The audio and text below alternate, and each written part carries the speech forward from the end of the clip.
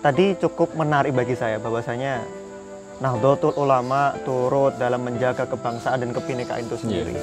Kemudian yang ingin saya tanyakan bahwasanya apakah ada ataupun pesan-pesan dari beliau, apakah ada ajaran-ajaran dari beliau dalam artian pendiri-pendiri NU tentang keutamaan untuk menjaga kebangsaan itu sendiri berkaitan dengan sejarahnya itu, Gus? Ya,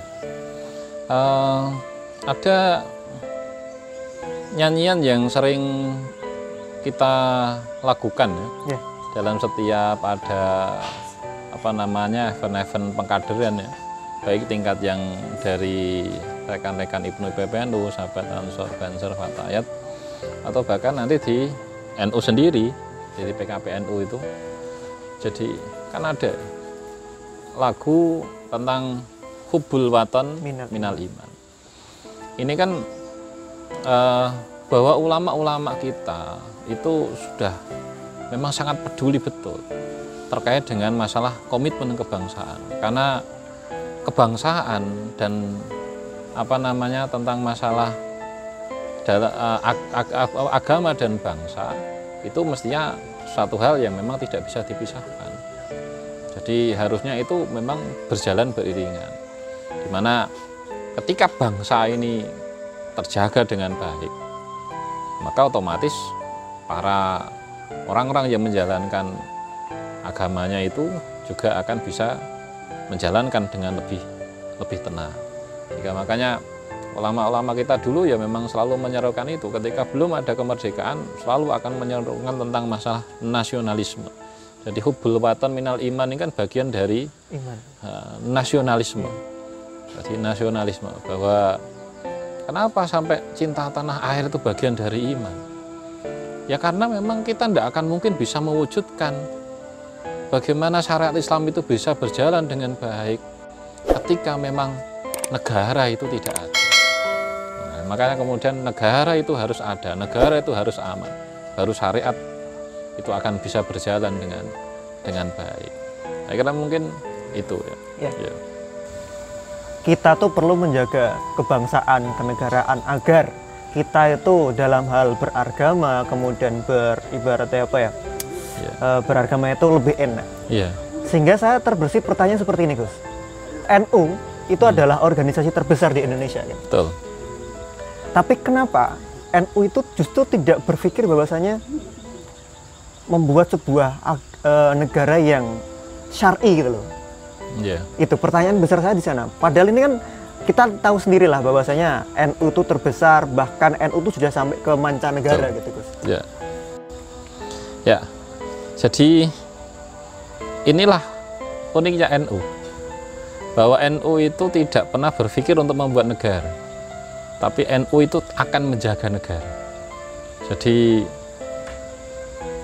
ketika mungkin ada kelompok-kelompok, ya terlalu kelompok kecil lah, karena hanya sekian persen, yang mereka ingin mengubah ideologi negara dari Pancasila kepada ya tawaran-tawarannya kan ya ada ide khilafah itu yang terjadi. Nah, kenapa NU itu menolak? Karena negara ini, NKRI ini sudah final, bahwa nilai-nilai yang ada di dalam Pancasila itu sendiri itu sudah mencerminkan nilai-nilai keagamaan. Dan juga kita melihat bahwa Indonesia ini tidak hanya dimiliki oleh umat Islam. Indonesia ini banyak suku dan tidak hanya satu agama. Maka kalau seandainya NU dengan segala kekuatannya mau mencoba membuat negara sendiri, maka yang dipikirkan NU adalah kerusakan yang akan timbul di negara ini. Maka NU tidak pernah berpikir akan membuat negara sendiri meskipun memiliki anggota yang sudah sekian ratus juta. Meskipun itu bisa, seandainya mau, tetapi harganya mahal. Akan ada jutaan nyawa yang melayang, dan itu tidak diinginkan oleh NU.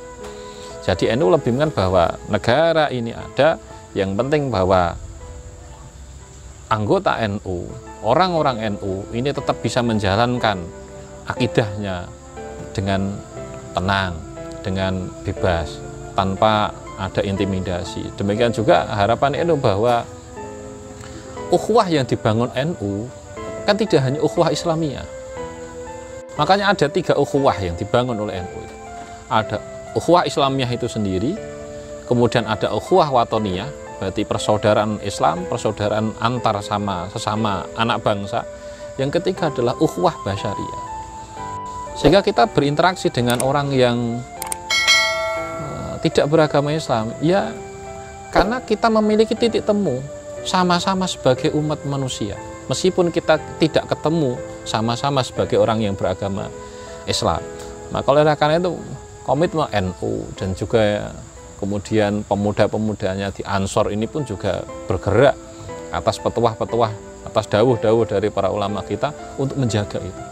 Bahwa NKRI ini sudah final. Maka ini harus kita jaga.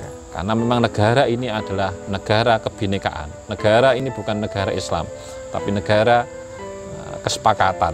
Jadi sehingga negara ini ya agar kebinekaan tetap dijaga. Sehingga kan itu akan lebih lebih indah.